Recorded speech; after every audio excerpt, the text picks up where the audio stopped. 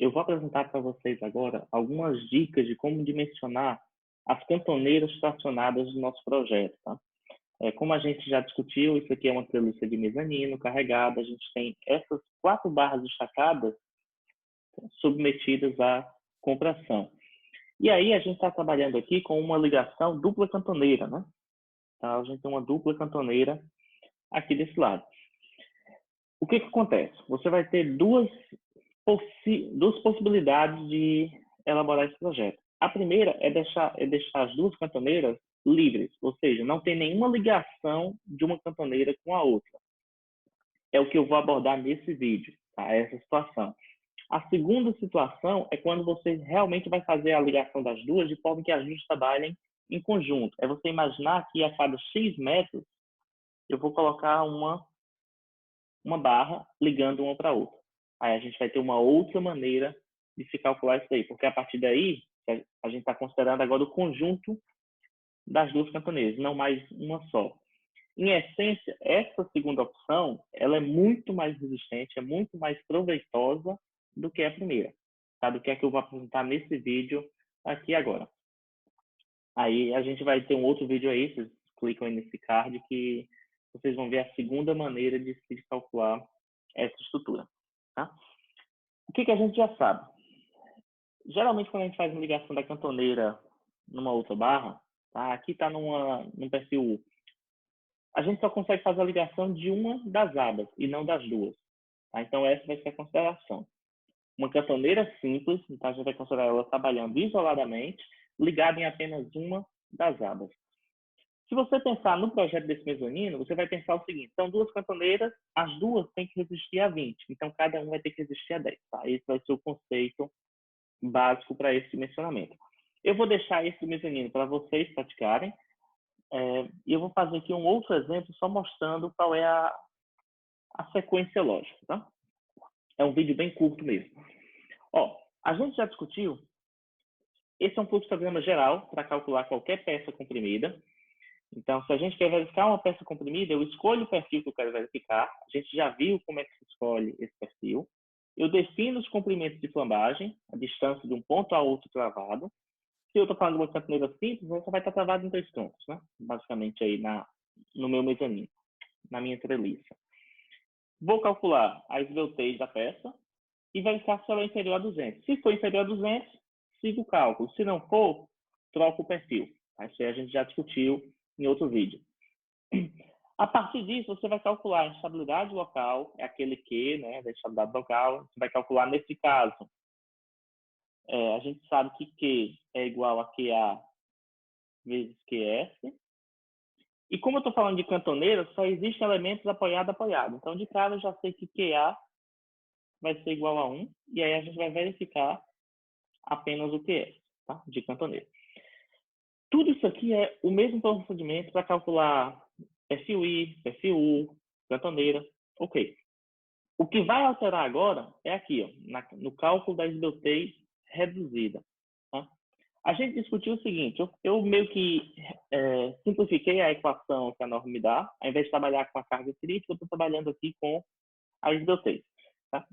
Então, na equação geral, diz o seguinte: ó, você calcula esse valor aqui da esbeltez e joga ele aqui na esbeltez reduzida, esse lambda. Para cantoneira simples, isso não é bem verdade. Tá? O que acontece? Esse KL aqui, que a gente vai usar nesse ponto, é o mesmo, não muda. Só que nessa equação vai ter uma alteração. Como assim? Que alteração? Né? Só para finalizar aqui o fluxograma, então você calcula a esbeltez reduzida, acha o Q, né? A instabilidade global, e depois calcula a resistência do perfil. Sim. Então, esse é o procedimento básico para se calcular peças comprimidas. Bem, então o foco aqui é essa esbeltez reduzida. É a única diferença que a gente já viu em sala. Esbeltez reduzida. O que acontece? Lá na equação era KL sobre R. Aqui, ó, é KX1 LX1 sobre R. Tá? E o restante da equação é exatamente igual. A única diferença é isso daqui. Por quê? Porque a partir de agora, como só uma das abas está trabalhando, a gente vai ter que a norma ela exige que a gente faça uma consideração do chamado comprimento de flambagem equivalente. Ah, minha peça tem 2 metros. Ok, de um apoio para o outro tem 2 metros. Só que por ela estar ligada só em uma das abas, ela não vai dizer, não vai ser 2, não, vai ser um pouco mais do que isso. É isso que a norma vai me fazer. Esse comprimento de flambagem, KX, LX, vai ser o comprimento equivalente. Vai ser um pouco maior do que o real. Tá? E como é que a gente calcula esse KX, LX, tá? Esse conjunto? Aí a norma nos traz, lá no anexo E, a norma 8800/2008, né? Ela traz isso daqui, ó. Quando o comprimento da barra dividido pelo raio for menor do que 80, a gente utiliza essa equação. Se for maior do que 80, a gente utiliza esta outra equação. Então, a gente vai ter que fazer uma verificação a mais quando se trata de cantoneira simples. Tá? Já adiantando, se fosse a cantoneira dupla, né, com a chapa espaçadora entre elas, o cálculo seria o mesmo. Tá? Aquele mesmo que a gente já viu em aulas passadas. Mas, por ser uma cantoneira simples, eu tenho que me atentar a essa condição aqui específica. E aí é simples, tá? O R é o raio de giração e o L é o comprimento da peça. Tá? Não tem muita dificuldade sobre isso. Então, a gente precisa fazer essa verificação para saber qual das duas adotar. Pois bem, eu trago aqui um exemplo. Não é o exemplo do mezanino, que eu vou deixar para vocês praticarem. Imagine uma barra, uma cantoneira, comprimida. Ela tem um comprimento destravado de 150 centímetros. Tá? Então, de um apoio ao outro, o L dela é 150. E eu vou trabalhar aqui ó, com uma cantoneira de 1 polegada na chapa 1/8. Tá? Eu fui lá na tabela de perfis e já descobri o seguinte, ó, o raio de giração dela nas duas direções é o mesmo, 0,79. Por que é o mesmo? Porque é uma cantoneira de abas iguais. Tá? Um detalhe, se fosse diferente, né, a gente ia ter um RX diferente do RY. Você vai se atentar ao seguinte, ó, essa aqui é a região conectada. A norma ela diz o seguinte, você vai usar o R relacionado ao eixo paralelo. Então, você vai pegar o RX. Então, se a minha barra está conectada nesse eixo, você vai pegar o paralelo a ele. Então, o RX. Se a ligação tivesse feita aqui, você vai pegar o RI. Tá? Então, essa é uma consideração importante a se fazer. Pois bem, foi o que eu fiz então? Vou aplicar a minha equação. A gente tem, eu tenho que fazer essa razão, L sobre R. Então, 150 dividido por 0,79, 189. Como é maior do que 80, este vai ser o meu cálculo.